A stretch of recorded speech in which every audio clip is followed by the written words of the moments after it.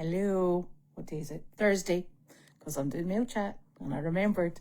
Gosh, it is. It's been a right funny old day.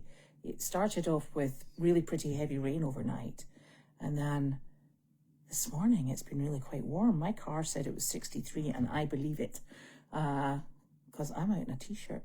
So there, although it does have long sleeves. It's been a busy old day, and the snow on Goldie's farm is still hanging on, and I really don't understand why. And then Michelle said to me this morning, and I'm not ever going to speak to Michelle again. She's on the naughty step along with Hilda. Michelle said, "You know there's snow coming on Saturday." I said, "No, there's not." And she said, "Oh, there is.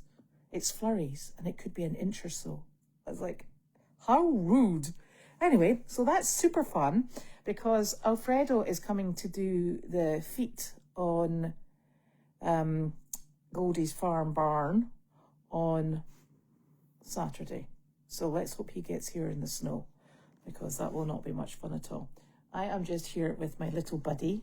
Where's my little buddy? Hey, Banny Banani. What you doing? She's like, yeah. I've dragged her into the tack room with me so I can keep an eye on her. She's fascinated with squirrels. Hasn't caught one yet, but gosh, does she put a really good effort in.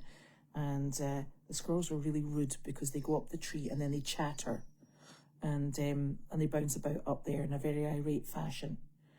And I can't remember if I told you, but I was I hope I did. I was I bring 3 carrots onto the barn, and I chop them all up and I give them to the horses and the donkeys and the mules and all the other bits and pieces. And I left them on the stone wall while I went to do something else, and I came back and I was like, it's really funny, I always bring 3. Why did I only bring 2? And then I looked over and I saw the carrot disappearing up a tree up the back bark, and it was an enormous carrot, and it was a blinking squirrel had stolen it. So I'm not fans of squirrels.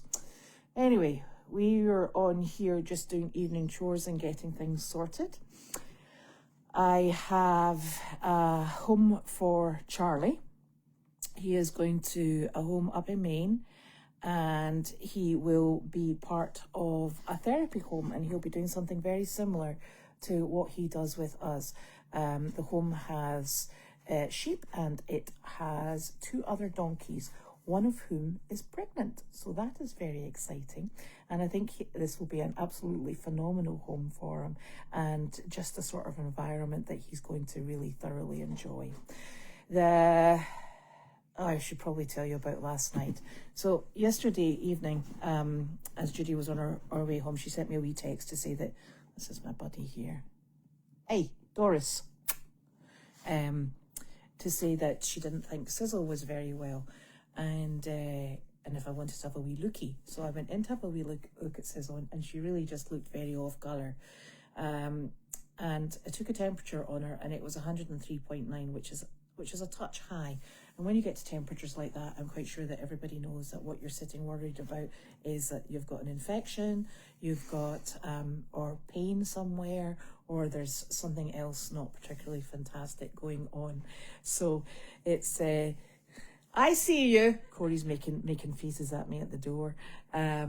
So there was clearly something not quite right, and it's not good to find out that there's something not quite right in the middle of the night. We obviously strive to have the animals as comfortable as possible, and nighttime emergencies aren't really the best situation to be in.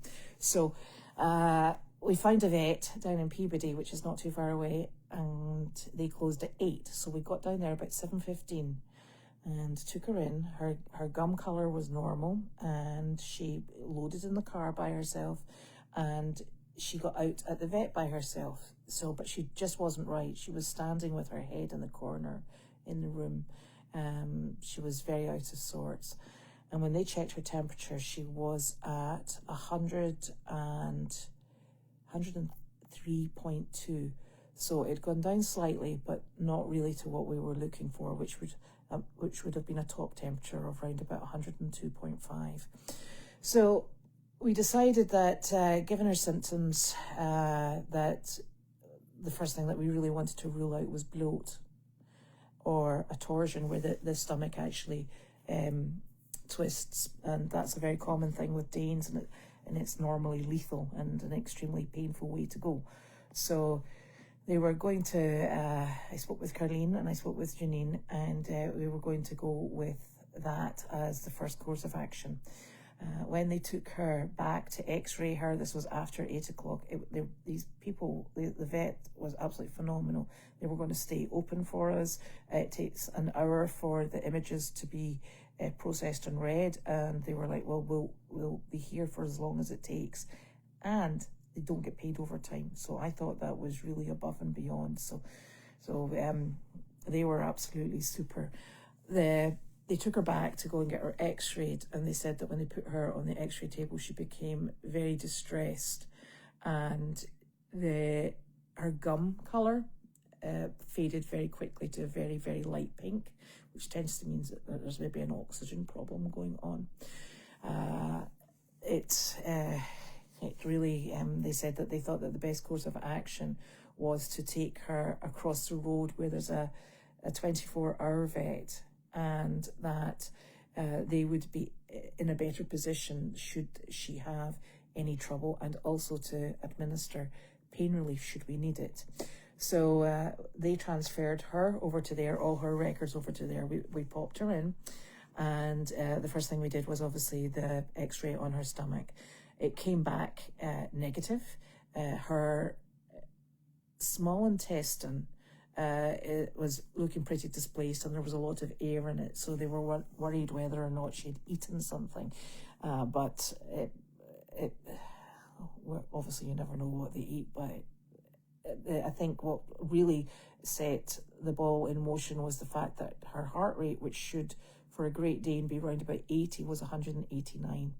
So she was obviously in quite a degree of distress.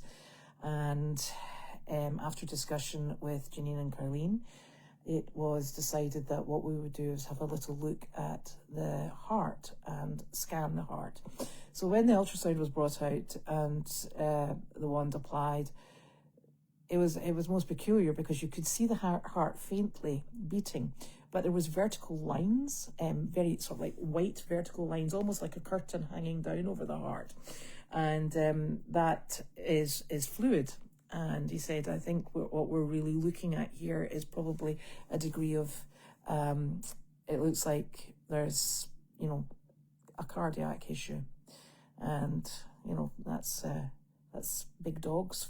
Their heart always, from when they get to full size, it has to work so much harder to maintain their bodies. And it's an exceptionally common thing. So what they decided was that the best thing, and we have to remember that actually operating on Sizzle is, if she's 10 in June, and I think we always our policy is always to try and avoid invasive operations should we need, should we be able to, because you save them for when you desperately need it. The vet and Janine, in discussion with Carleen, the conclusion was that she's going to come home. She's not in pain at the moment, which is super. But at the first sign of anything not quite right, if she's shaking, she vibrates when she's in pain, if she's vibrating, convulsing in any way, shape or form, we will take her back down. I think being extremely realistic about it, there are expectations that we have to really examine fully. And one of the expectations is the fact that what you look for when starting invasive treatments is the quality of life afterwards. Given the fact that she is an older lady and she has been slowing down for a number of months, it's something that we also have to put on the table, is the chance that it may be fairest to her and her body to help her over to the other side. Should that be something that happens, our plans are to ask Dr. Parrott to come in and he will assist and help her in her own home with everybody who chooses to be present would be there. I have had Dr. Parrott has helped my dogs over to the other side in my own home, and it's actually a very stress-free situation for them. They, with the last dog, we had the fire in the cabin going, and she was comfy on big fluffy blankets in front of it, and they give her something to make her sleep, and then eventually you stop the heart. So it was a very calm process, and it wasn't stressful for that was Plata. It wasn't stressful for Plata at all. So I think we always have to look beyond what we would like to do and consider the dog's well-being and overall quality of life. So that's what we're keeping in the ether. So if we need to pluck that out, then we shall. But we do have plans in place, and everything is to enhance how Sizzle feels and how she's able to cope. So that's the kindest and most considerate way, really. So there we are. She's doing exceptionally well today. She's actually taken over the bed, the raised bed, the twin bed from Larky, who is now on. We made her up a lower bed on the floor, so it was easy for her to get in and out of. And now she's like, absolutely not. I'm going back in that bed. Larky out. So Larky's now in the small bed on the floor, and she's up there, and she's like, I'm not coming out of here, thank you. So, and she's wandering back and forward. She goes to the toilet. She's back to eating. She wasn't eating last night, so yeah. So let's hope we get many more days of comfort, months, maybe even years for Sizzle. And there we have it. But that was another local vet just down in Peabody. So we're very fortunate to have these facilities these are new in the last year. So we're very lucky to have these facilities available to us, and the level of care and consideration in both vet's office was phenomenal, and really couldn't have been happier with it. So there we are. And what else is going on? So it looks like one of the donkeys is probably going to go home at the weekend. Sterling and Wilbur, I think, are going home on Tuesday. And then I'm not sure when Charlie's going. I'm still waiting to hear back for health certs and Coggins. So lots of things on the move, which is good. We're streamlining. We're getting ourselves organised for opening up again in May. And it's a lot of work getting there, but it's worth it. And I think it's especially obvious just how worth it is when you go in and you work with people. Judy saw a number of people today. It was somebody's 70th birthday, and they were so delighted to see Larky. And they asked if she will come back tomorrow. The problem is we are already booked for a job tomorrow. So it's a really it's a very important. I mean, there's a degree of importance, but this is definitely something that enhances people's lives, and we're so very lucky to be able to provide it. And it's your support that provides it, really, to be honest. So there we go.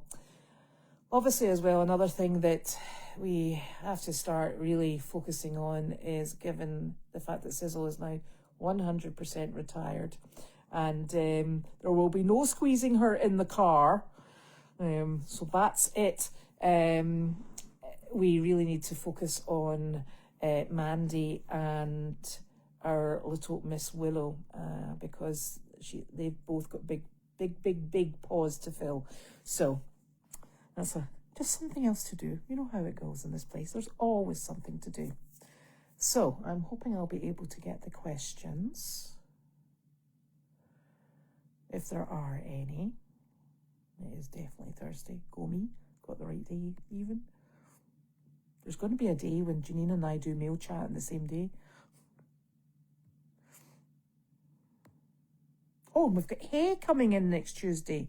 A massive delivery. So we're back up onto the... we're going to have to try and beat our record of 45 minutes.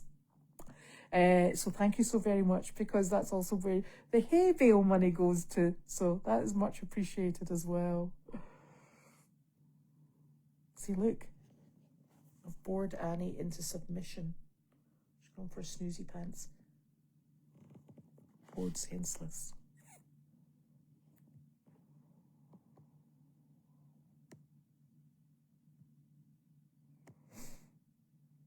Now, I don't think I've come across a question yet. I'm having to scroll down. And thank you very much for your update about my blinking fluffy chicken, Hilda. I don't know what that chicken just likes to wander. Technically, there should not be any dogs loose in the courtyard area, but one never can tell. And that chicken has got tremendous wanderlust.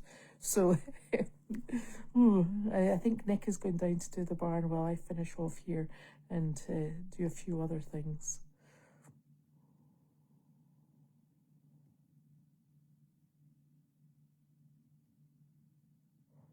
Sorry, I'm still scrolling.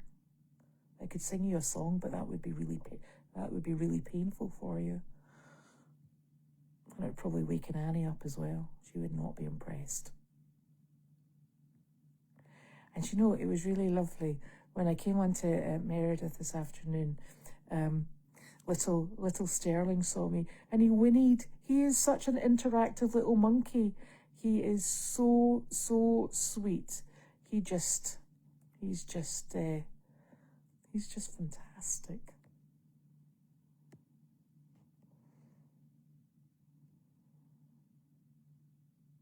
Yeah, it was really hard when Mo went, but you know, you have to draw the line somewhere, and it's horrible. You know, it's a terrible thing being the person that has to make that decision. And you know, I sometimes think that one of the reasons it's so difficult is because we live in an environment where choosing to help something onto their next path is not what we do as humans.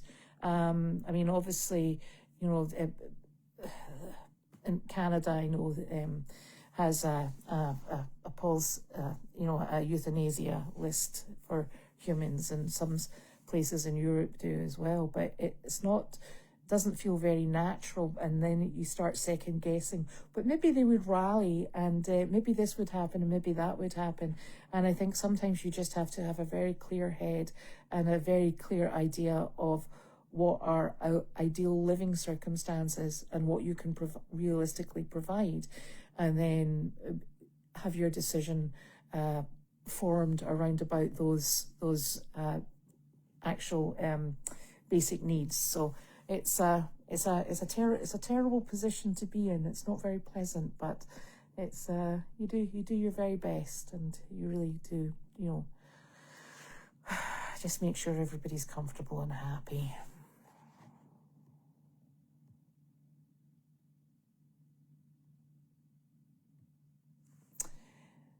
I did not do yesterday's visit in Haverhill, and that visit, I think, actually, what happened was when Judy and Carleen went the previous week, they did both floors. And this is what we've been asking them. We ask them every time we go, when they're making the booking, if they could coordinate with the activities director on the floor below, and then we can do both when we go, because we're beginning to find that we don't have a lot of bookings available. There's a lot going on at the moment, and when you go to the same place, you know, one week and then the following week you go, it becomes difficult. So from that point of view, we're trying to get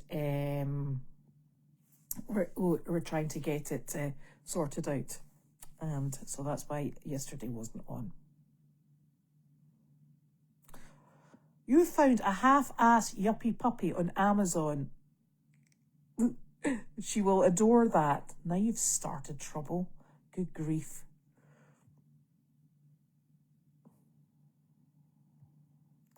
You know what? I think one of the really difficult things is, you know, you can't downplay the fact that, you know, a lot of people have favourites of the animals that we have. That's why it's so difficult, you know, when technically, you know, I think a lot of people get very upset when we rehome animals. But if you've got a phenomenal home and you're just so pleased for them to go there, it's a really, you know, it's unfortunately something that we face on a reasonably regular basis. And also, you know, animals, when they decide that it's time to leave this mortal coil, you know, it's very emotional, and you do get attached to them. So I think it's just part and parcel of animals, unfortunately. I have not heard from Jane W. I did actually reach out this week. I reached out last week as well, and I'm really not sure what's going on, but I am very well aware that I would love to hear from her, but it's beginning to feel like I'm being invasive in her life. And I think from that point of view, she knows where we are, and it would be lovely for her to come back. If she chooses not to, for whatever reason, and I really do not know, I was led to believe it was computer issues, and it may well be, and then she will come back. But I have done what I can do via the internet, and short of that, you know, it's entirely up to Jane whether or not she chooses to join us. But we do send her all our best, so.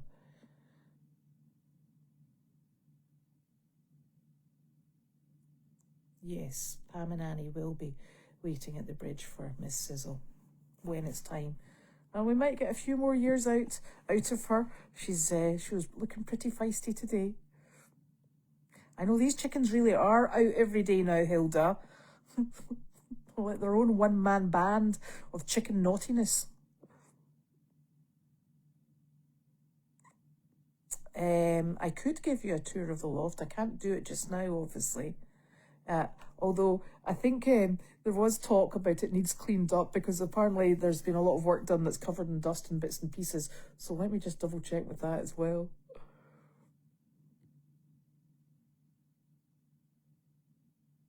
Well, I think Janine should be doing chicken chatting, because she does have my two best chickens. And given the fact that my two chickens last time were not performers at all, I think she should just be making up her own board down there. There we go. So I shall speak with her about that. Although if somebody else wants to reach out, that would be great. Yes, that would be a really lovely idea, Pat, you know, to have a professional photo of Sizzle.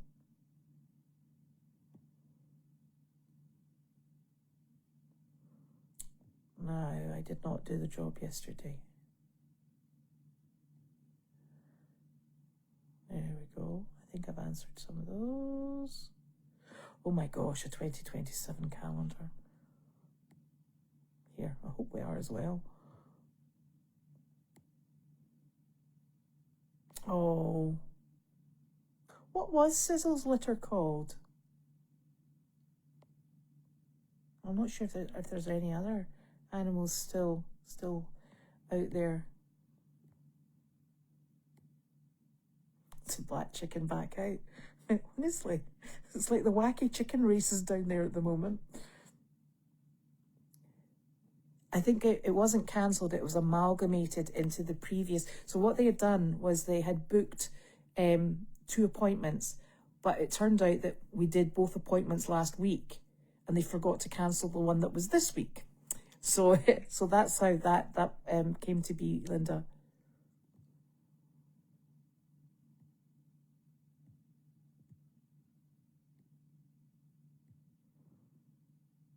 Yeah, it is, and you're quite right. Dogs can rally. It's the most bizarre thing. And I will tell you, we brought her home and we opened up the back of the car last night, and she jumped out before we could help her. I was like, okay, she's home.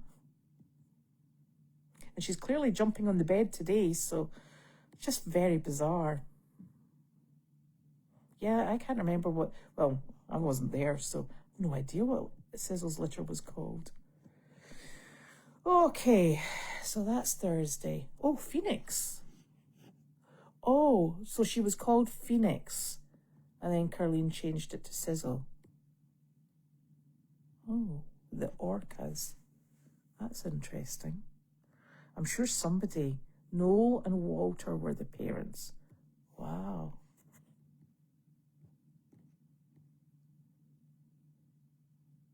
Well, we're all rooting for her, Fernanda.